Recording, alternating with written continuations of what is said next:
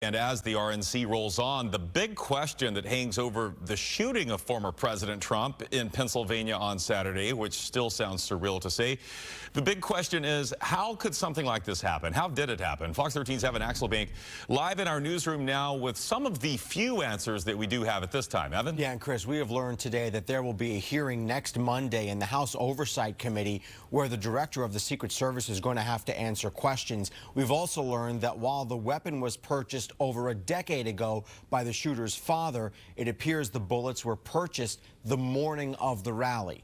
Former agents we spoke to are shocked that the building the gunman fired from was not secured by either Secret Service or by local police. As for the shooter's motive, so far, that's anyone's guess.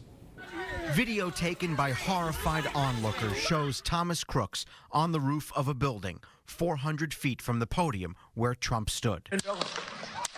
The shooting would happen moments later, shocking former Secret Service agent Joe LaSorsa. The better way to have handled it would have been to have an agent or a police officer on that roof to ensure that there was no breach and no one accessing the roof. Former agent Cheryl Tyler, who guarded Presidents George H.W. Bush and Bill Clinton, says there are often two levels of security at outdoor rallies. One is the secured zone, which is often filled with attendees and media. And then there is the area outside where the shooter was. Word that attendees were yelling to law enforcement about the shooter's presence only adds to the questions that Secret Service Director Kim Cheadle will face at next week's congressional hearing. I'm listening and hearing sounds. I'm looking for things, but my eye and my mind is there to make sure that person is protected, and I respond if there is a problem. As the Secret Service begins its internal review ordered by President Biden, the FBI is examining the life of Thomas Crooks.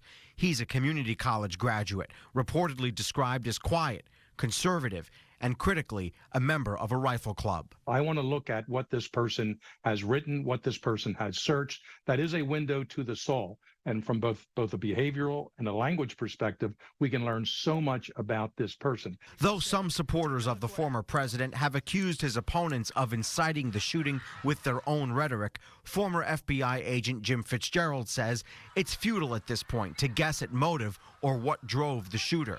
Sometimes intentions are clear, like when John Wilkes Booth tried to avenge the South by killing Lincoln.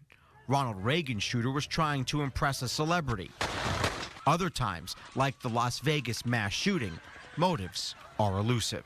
It's just the act itself, and what they want is, quote, fame without work, end quote.